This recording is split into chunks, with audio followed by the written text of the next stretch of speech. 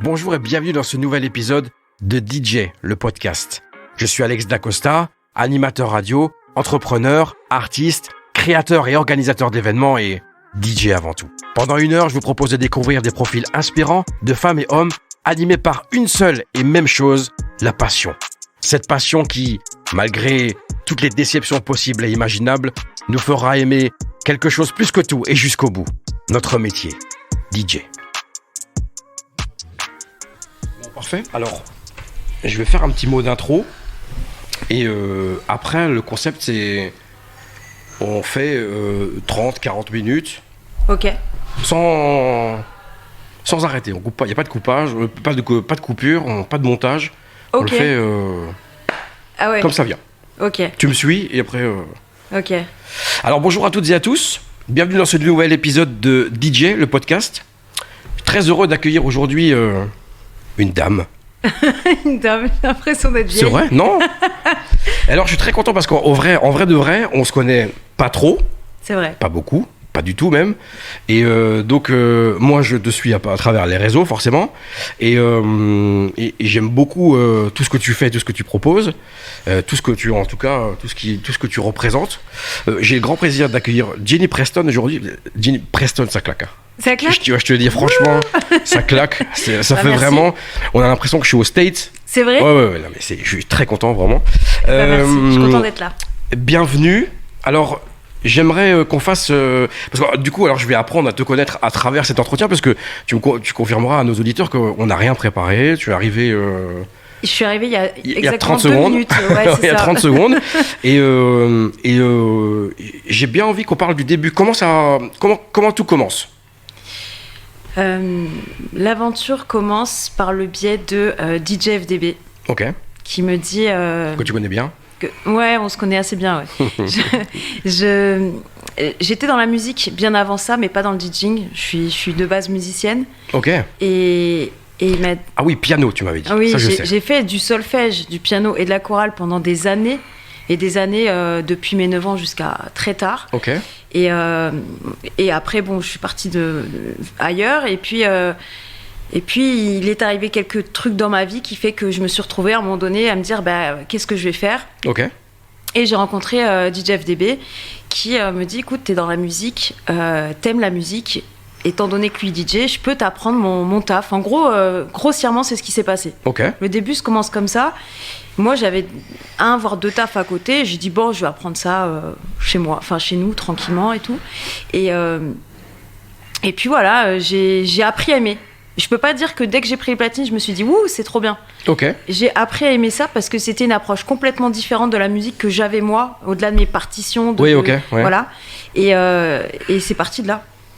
Parce que tu avais une formation très scolaire, donc très solfège. Très classique. Donc on t'a appris la musique, c'est ça. Et puis d'un coup, on t'a dit, maintenant, en fait, la musique, ça peut être aussi ça. C'est ça. Et tu t'es retrouvé tout de suite dedans dans ce métier-là, dans le DJing ou pas, donc pas tout de suite. Ah non, pas tout de suite. Ouais. C'est-à-dire que je me suis retrouvée avec un bon prof déjà, cette chance, et qui m'a dit, tant que tu sais pas caler 2 vinyles, ne pense même pas à aller faire une prestation, même dans un bar. Okay. Donc il s'est écoulé près de 8 mois avant que je sorte de ce studio et que je sorte d'un mur blanc qui est en face de moi pour rencontrer les gens, quoi. Ok. Musicalement, c'est comment à ce moment-là? Musicalement, c'est très, je pense comme beaucoup, mais moi je suis très deep house. D'accord.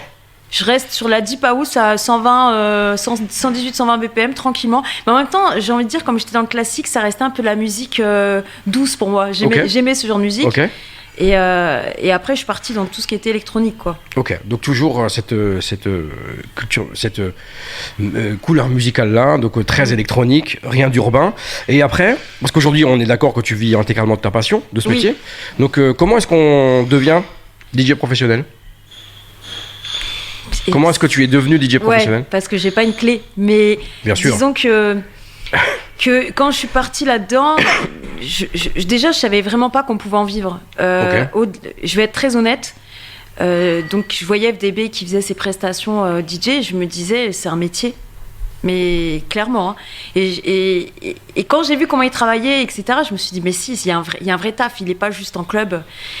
Et du coup, moi j'ai commencé à caler ces disques, j'ai commencé à faire mes premières dates dans des bars, puis bon, après il y a eu l'évolution. Et après, je pense que on devient professionnel à partir du moment où, enfin moi en tout cas, j'ai pu arrêter mes 2 tafs et me dire ça comble, enfin je pouvais payer mes factures quoi.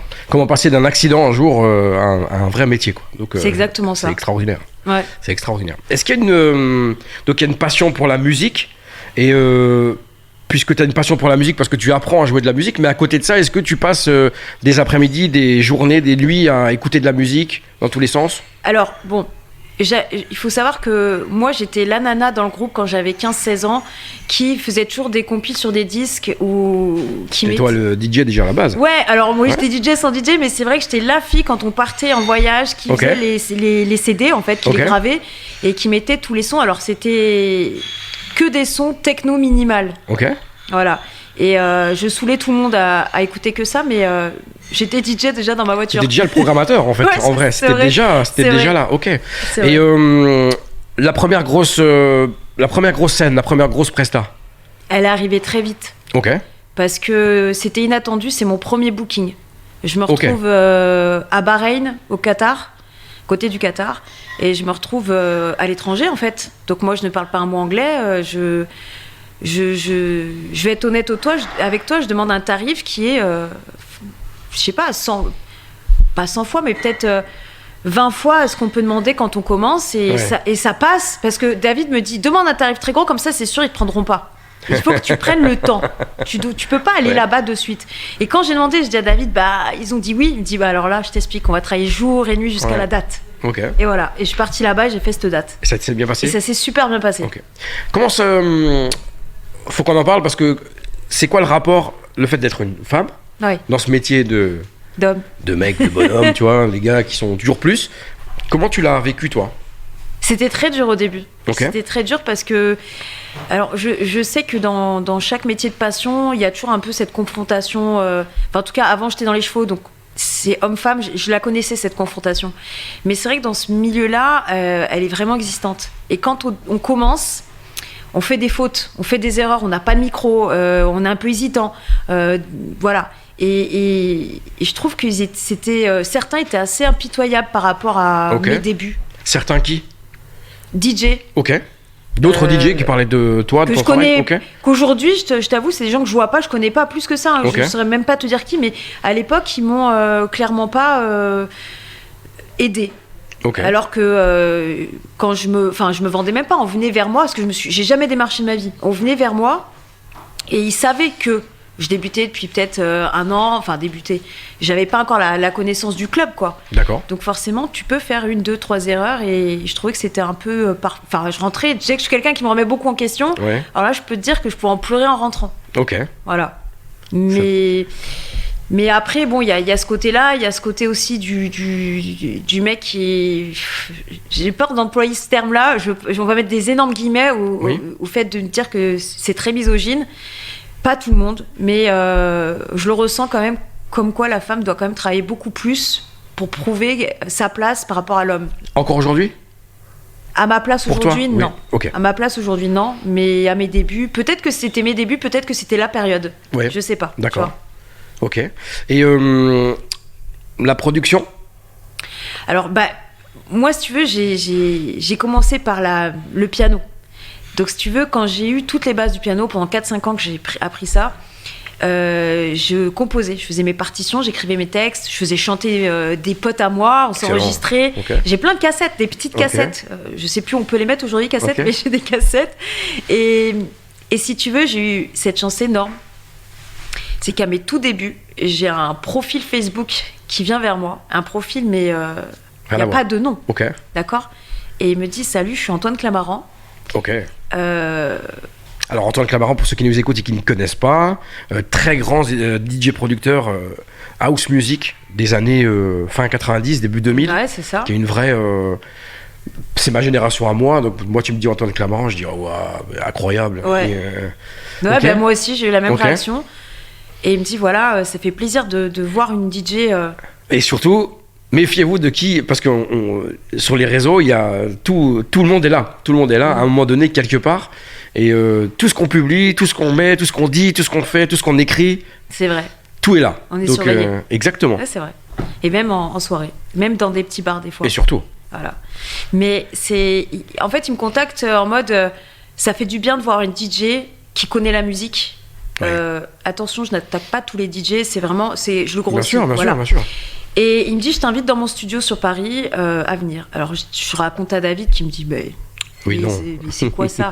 Il me dit, écoute, on dirait pas un vrai profil, je viens avec toi, on sait jamais. On se retrouve là-bas, la porte s'ouvre, c'est Antoine Clamaran. Ok. Plus de doute, en mode à la cool. Moi, je suis... Tu sais, je reste professionnelle, mais je suis en mode, j'ai tellement envie de dire, wouh, prends une photo, c'est trop bien. Je ne dis rien. On n'a pas pris. La seule photo qu'on a prise, c'était là, il y a quelques mois. J'ai vu. Voilà. Ouais. Mais pendant 8 ans, on n'en a pas pris une. Ouais. Et je rentre dans ce studio, je passe l'après-midi avec, et je me dis, c'est incroyable tout ce qu'il y a à apprendre. Ouais. Surtout de lui. Le type, il te fait un morceau en 1 heure, mais.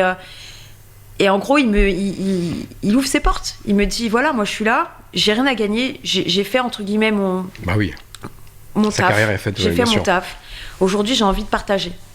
Et j'ai envie de partager avec toi si tu veux. C'est extraordinaire que des producteurs qui ont eu le succès qu'il a eu, parce que on parle quand même d'une époque où les gens achetaient des disques, on parle d'une époque où les gens écoutaient la radio beaucoup plus qu'aujourd'hui.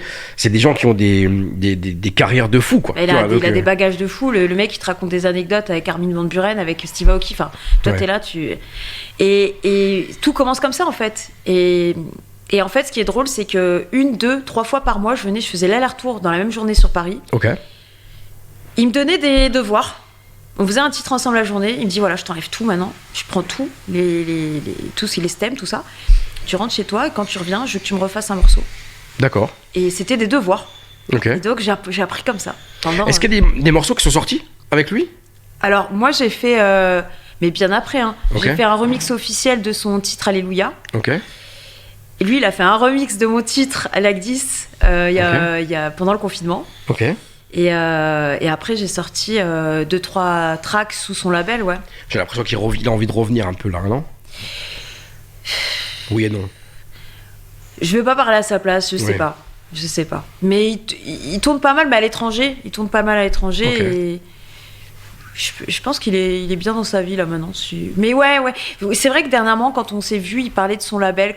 Ouais. Bah, de toute façon, oui, il relance son label. Parce que sur les réseaux, en fait, forcément. Je peux le dire parce qu'il en a parlé. En plus, lui, qui forcément, il n'est pas de la génération réseaux sociaux, ça doit un peu le dépasser, non, mais je pense. S'il te plaît, il a fait une story la dernière fois en booking, j'ai envoyé un message. Je lui ai dit, qu'est-ce qui t'arrive? Il était trop fier de lui. Ouais, non, mais ça ne doit pas être évident. Et puis, oui, il a annoncé qu'il relançait son label, donc même moi, j'étais très content. Moi, qui ne suis pas dans moi, j'aime tout, mais c'est hyper cool de voir ces grands monuments de la musique house française, parce que c'est vraiment un grand monument et j'ai toujours beaucoup aimé. Donc on arrive à la période Covid. Ouais. Et là tu prends une direction avec David. Ouais. C'est de vous mettre sur le stream. Ouais. Ça vient à ce moment-là, on est d'accord? Non, cette décision vient d'1 an avant. 1 an avant, ok. Vous aviez déjà commencé avant? Non, on n'avait pas commencé, mais Twitch, ça faisait 1 an avant. Okay. On devait y être. On n'avait juste pas le temps. Donc quand tout s'arrête, vous vous dites, ça y est, on a le temps, on le fait. Bah ouais, on se dit, c'est le moment. Et là, tout de suite, ça part? Ah non. Il y a un an. Okay. Ah non, Twitch, c'est très long. Ok. En fait, tout de suite, on se met sur Twitch et YouTube. Et en fait, David a toujours des idées. Mais vraiment, il a plein d'idées. Et il me dit, on va pas rester à la maison, rien faire. C'est pas possible. Ouais. Et donc, on a commencé à se lancer sur Twitch, à acheter un petit peu des trucs pour faire un stream, parce que c'est pas hyper grand chez nous. Hein. Et en se lançant sur Twitch, tu veux, je sais pas, j'avais 20 viewers au début. Ouais. Parce que tu sais comme moi, d'amener ta communauté sur une autre plateforme qu'ils connaissent pas, c'est très compliqué. Ouais. On parle pas de YouTube, on parle pas de TikTok, on parle de Twitch. Et petit à petit, aujourd'hui, voilà, c'est 1000-1500 personnes. Alors pendant le live, durant 2 heures de live, ce qui est conséquent, mais ça a mis peut-être 1 an avant de dépasser 50 viewers en live. Et donc, tous les jours avec un thème différent? Non. Pas tous les jours avec un thème différent? Non, c'est vraiment le feeling.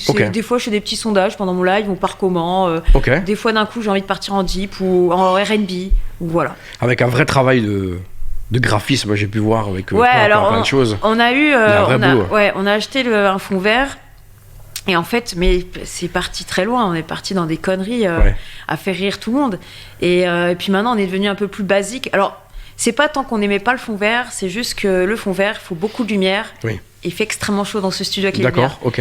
Donc on a enlevé ce fond vert et aujourd'hui on est plus classique. Vous travaillez plus dans la détente, quoi. Plus dans la détente. Et ça fonctionne tout autant. Et vous continuez toujours Twitch? tous les deux? Ah oui. Ok, toujours ok. Parce qu'il y en a plein qui sont arrêtés comme moi, j'avoue. Ouais, je l'ai fait au début et puis après, je me suis arrêté parce que l'activité fait qu'à un moment donné, on n'a plus de temps. C'est dur. C'est hyper énergivore parce que ça prend beaucoup de temps. Ouais. Et il y a cette explosion sur YouTube. Ouais. Qui est vraiment. YouTube, je peux pas te l'expliquer. Je fais des vidéos en 2014. Mes premières vidéos, hein. Je sors ça et je laisse ma chaîne en fait. Et je me dis, c'est pas moi, c'est David me dit, vas-y, on va reprendre aussi YouTube. Ouais. Et tu vas faire tes petites vidéos, une dans le mois. Et je fais une vidéo Funky House. Parce que je suis quand même de base, tout ce qui est disco funk, grâce à mes parents, je suis archi fan. D'accord. Et je fais cette vidéo, elle me fonctionne pas. Elle fonctionne pas, j'en fais d'autres, ça fonctionne pas plus que ça. Mais 5 mois après, cette première vidéo, elle fait les 3 millions de vues. Incompréhensible. Ça part, mais je peux pas te l'expliquer. Okay. C'est des messages partout, et puis de là, tout part. Et je me dis, vas-y, au lieu d'en faire une par mois, ce sera une par semaine. C'est quoi, si tu peux donner... alors, je sais que tu l'as pas, t'as pas de clé, mais justement, sur YouTube, c'est quoi un peu la clé? La récurrence? La régularité? Alors, le thème? Moi, j'ai envie de te dire, la clé, que ce soit même sur Twitch ou YouTube pour réussir, c'est être récurrent, c'est très important. Ok. Être très présent, donner du contenu de qualité. Ok. Jusqu'à ta miniature, elle doit être de qualité. Pas mettre des titres n'importe comment. Il faut que les titres aillent bien avec les hashtags qui cartonnent sur YouTube. Hein, c'est pas... Voilà. Parce que tout le monde me dit, sur YouTube, tu te fais vite strike. Non, pas forcément. Okay. Il y a des sons... Moi, j'ai des vidéos à 800 000 vues qui sont fait strike, mais c'est le jeu. C'est comme ça. Ouais. Ça passe pendant 6 mois et ça passe plus. Bien sûr. Mais ouais, la régularité et fournir un bon travail. Parce que moi, j'ai essayé de faire des vidéos sur YouTube. Les vidéos, je les ai publiées, enfin, je les ai postées. Elles sont même jamais sorties, tout de suite strike à cause des droits d'auteur. Donc, c'est quoi un peu le secret pour que ça reste? Alors, il n'y a pas de secret, c'est qu'en fait, dans tes... comment ça s'appelle? Tu sais, quand tu postes ta vidéo, t'as en fait les sons qui ont été strike. Okay. C'est pas ta vidéo qui est strike, c'est un son. Oui, ok. T'enlèves ce son, tu refais ton mix sans ce son. D'accord. Donc tu refais, jusqu'à ce que ça reste. Non. En vrai, le truc, ça serait tu mets tes sons sur YouTube d'abord, tu vois si ça passe. D'accord. Et si ça passe, et s'il y en a qui passent pas, tu l'enlèves et tu fais ton mix. Je sais pas si j'arrive à me faire comprendre. Si, très bien. Bon. Très bien. Et mais ça, j'ai mis longtemps à le comprendre. Hein. Ok, oui, mais parce que YouTube, c'est... Parce que moi, je me faisais strike pour tout. Hein. YouTube, c'est un monde. C'est un monde. Est-ce que vous êtes formé à ça? Ou est-ce que vous avez appris tout seul sur le tas? Tout seul sur le tas, et grâce à... Si tu fouilles un peu partout sur YouTube, t'as tes réponses. Vous êtes des grands fouineurs. Tout le temps. Parce que toi, t'es l'équipe de jour et David, c'est l'équipe de nuit, c'est ça? T'as tout compris. Mais je te jure, il n'y a pas un truc qui sort par jour sans qu'on l'ait pas vu. D'un DJ, d'une story, un truc, on sait tout. Vous êtes on regarde tout le monde, c'est très bien. Même s'il y a des gens qu'on ne suit pas, on sait tout. Ok. Mais vraiment. Est-ce que vous regardez pour observer ou pour vous inspirer? Non, plus pour savoir ce qui se passe, tu vois. Ok. Très bien. Pour vous inspirer, quoi. Ouais, après s'inspirer, j'ai envie de te dire... en général, on a nos propres idées quand même. Après, non, ça va être plus pour, je sais pas, tu vois, je vais dire celui qu'on connaît tous, Benz. Tu vois, tu vas regarder, tu vas dire, punaise, il a fait ça. Il a fait ça. Ouais. J'aurais pu penser, c'est vrai que... Ouais, soit ça, ou alors, moi j'ai sorti ça, lui il a sorti à peu près la même chose que moi, sauf que lui c'est mieux pensé. Je dis lui, mais ça peut être n'importe quel autre DJ, tu vois. Ok. Et c'est quand même important, je pense, que de voir ce qui se passe autour. Hein. Ouais, c'est hyper important. Ouais. Et c'est d'être focal un peu... Pardon, de pas être focal que sur soi, mais aussi de regarder un peu ce qui se passe à côté, parce qu'il y a des gens qui font des trucs super et on peut s'inspirer aussi. Mais là, je t'ai donné une personne connue, mais il y a plein de DJ qui ont peut-être 500 abonnés, et des fois, ils ont des idées. Je me dis, punaise, c'est top. Ok, à ouverture d'esprit, ouais. Très important. Donc, il n'y a pas longtemps, tu as entendu sur Nostalgie? Oui, c'est vrai. C'est grave cool, ça. C'est cool de ouf. Donc, tu as fait un mix disco house? Ouais. À quelle occasion? Pour leur journée internationale du disco house, du disco funk. Ok. Pardon. Et donc, comment ça s'est passé, le contact? Alors c'est Xavier, directeur d'antenne, qui me contacte par mail et qui me dit qu'il adore mes vidéos YouTube, c'est très solaire, qu'il adore mon énergie, qu'il aimerait travailler avec moi, faire quelques projets, dont ce premier projet. Ok. Donc il n'y a pas de récurrence qui va se mettre en place? Non, mais même moi je ne souhaite pas, parce que c'est dur de se renouveler quand on te demande des originaux. Ouais, clairement. Donc à un moment donné, voilà. Mais il y aura d'autres projets. Top. Voilà. Nostalgie, c'est grave cool. Ouais, mais franchement, moi, j'ai kiffé parce que moi, il faut savoir que Tu prends ma chaîne YouTube ou Twitch, les gens ont entre 30 et 65 ans. Ok. D'accord ? La plupart qui sont en live, ils ont même 40-45 ans, tu vois, avec moi. Donc, Nostalgie, c'était parfait. C'était parfait pour eux. Ah ouais, mais c'est parfait pour tout le monde, hein, je te rassure. Ah mais ouais, c'est bien, c'est très bien. Ouais. Non, moi j'ai kiffé. C'est quoi la plus grande dinguerie qui t'est arrivée ? Bad dinguerie. Ah, une mauvaise dinguerie ? Non, ou une bonne dinguerie ? L'une ou l'autre. Je te laisse choisir, ou les deux, si tu en as. Chaud. C'est là où on voit qu'on n'a pas préparé. Bien sûr. Non, alors, une grosse dinguerie pour moi. Enfin, il y en a eu plein quand même. Et franchement, il y en a eu plein. Ça va partir de Fun Radio, ça va partir de... Mais on va dire un truc que je dis tout le temps, et je pense que ça restera longtemps, c'est le théâtre à Marrakech. Ok. Il y a une histoire. C'est que je gagne le concours du Winamax. Je crois même me souvenir que dans le jury, il y avait Oriska. J'ai peur de me tromper, mais je crois. Et je me retrouve à gagner et aller à ce concours. Et donc, quand tu gagnes un concours, t'es pas le cœur de la soirée, on est d'accord. Moi, on m'a mis l'après-midi sur une pool party où il y avait un peu de monde, mais pas plus que ça. Et je me dis, je vais la jouer deep. David me dit, non. Tu joues ce que tu sais faire. Bien sûr. Tu joues open format. Joue-toi. Tu fais toi. Ouais. Il me dit, même s'il y a personne, même si ça réagit pas, t'as gagné le concours, tu te fais plaisir, t'es à Marrakech. Bien sûr. Ok. Je fais le truc. Et en fait, là, tout le monde commence un peu à me regarder. C'est qui cette dame, là ? C'est qui cette... Il y a un DJ. Tu vois ? Et là, il y a le DA qui vient me voir. DA du Théâtro. Ok. Donc, qui n'a rien à voir avec là où je suis. Et qui me dit, si ça te tente, ce soir, viens faire le warm-up au Théâtro. Je me dis, dinguerie. Cool, ouais. Tu vois ? Dinguerie. Cool.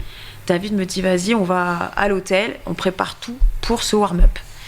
J'arrive 20 minutes avant l'ouverture, je me pointe là-bas, je vais m'installer et le gars vient me voir et me dit non, tu feras le cœur de la soirée, tu commences à 2h30. Peak time, ok. Ah là, je fonds. Donc là, c'est un peu plus... là, c'est le théâtre au Marrakech. Pour moi, je te dis, c'était l'un de mes objectifs de carrière. Ok, d'accord. Pour moi, l'un des plus beaux clubs d'Afrique, tu vois, c'est...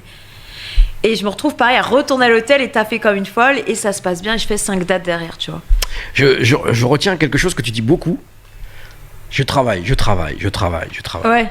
C'est extraordinaire, mais c'est hyper important et je me tue toujours à le dire. Les gars, si vous avez du talent mais que vous travaillez pas, ça servira à rien. Et je suis très content que tu redises ça à chaque fois. Okay, c'est pas voulu. J'ai une date. Non mais tu vois, mais c'est hyper intéressant. J'ai une date, ok, je travaille. Bon, qu'est-ce que je travaille ? Qu'est-ce que je mets ? Comment on le fait ? Qu'est-ce qu'on fait ? C'est extraordinaire. Alors, en plus, David, qui est un grand spécialiste des edits et des choses comme ça, tu dois avoir sûrement des super routines, donc c'est hyper intéressant. Je suis très content de ça. Okay. Mais parce que si t'as le talent, il y a plein de gens qui ont un talent de fou, mais qui ont un poil dans la main et ils font rien de leur vie. T'as des gens qui ont zéro talent et qui vont devenir quelqu'un, entre guillemets. Absolument. C'est le travail, c'est la base. Dans ce milieu-là ou n'importe quel milieu. Absolument. Passion surtout. On a de la chance d'être passionné, donc on ne sent pas trop les heures de travail. Non. C'est vrai qu'il y a beaucoup, mais c'est vrai que sans travail, non, tu fais rien. Il n'y a pas besoin d'avoir de talent. C'est quoi ta plus grande peur ? On parle de musique ? Ta plus grande peur ? Est-ce que tu as peur que tout s'arrête, qu'on t'appelle plus ? Tu as peur de mourir ? Tu as peur de perdre ton chien ? J'allais te dire. Arrête, tu vas mettre les larmes aux yeux, sachant que j'ai dit juste avant que mon chien est aux urgences. Oui. Oui, j'ai peur de perdre Diplo. Ok. Ouais, j'ai une peur bleue de le perdre. Ok. Voilà. Même s'il est très agressif, apparemment. Ouais. On l'a appelé Diplo en l'honneur du DJ, t'imagines ? Incroyable. Je me dis que s'il a le même caractère. Quels sont les projets maintenant ? On est à l'aube de l'été 2023. Je pense qu'il y a une bonne saison d'été qui arrive. Est-ce que tu as envie de passer un cap, passer un step ? Est-ce que ce que tu fais aujourd'hui, ça te va bien ? Tu sais, je vais te dire, c'est comme les DJ résidents qui disent je vais être guest demain. Moi, je n'ai jamais dit je voulais être guest. Je suis devenue guest parce qu'on m'a appelé. Aujourd'hui, ma vie, elle est top, dans le sens que je suis en bonne santé, je vis de ma passion, tu vois. Je travaille pour aller bien sûr plus haut. Si je fais des festivals cet été, j'en fais pas 1000, je vais en faire 3, 4. Ce qui est énorme, puisque j'en faisais peut-être un dans l'année avant. Bien sûr. Donc je me dis que si forcément ces dates-là m'ouvrent d'autres gros événements où je peux vraiment jouer ma musique que j'aime tout au long d'un set, voilà, ce sera déjà une étape de plus. D'accord. Principalement club aujourd'hui, tu es ? Club, ouais. La prod, un peu du coup ? Oui. Ah bah maintenant, ouais, ça fait 8 ans que je travaille avec Antoine. Ok. Album, EP, single ? Même pas, c'est single, tu vois. Ok. Ouais. Toujours dans cette... ouais. Ouais, parce que si tu les écoutes tous, il n'y en a pas vraiment un qui se ressemble. Peut-être les 3 derniers, mais sinon... ouais. Ok. Merci beaucoup. De rien. Je suis ravi de t'avoir accueilli pour ce nouvel épisode de Merci DJ le podcast. J'espère que ce profil vous aura inspiré. Je suis très heureux d'avoir reçu Jenny Preston aujourd'hui. Merci beaucoup. Merci. Merci d'avoir écouté ce nouvel épisode de DJ le podcast. J'espère que vous avez passé un moment inspirant ou tout simplement divertissant. Pour soutenir complètement le programme, je compte sur vous pour liker cet épisode ou tout simplement vous abonner au podcast. C'était Alex Dacosta et c'était DJ le podcast.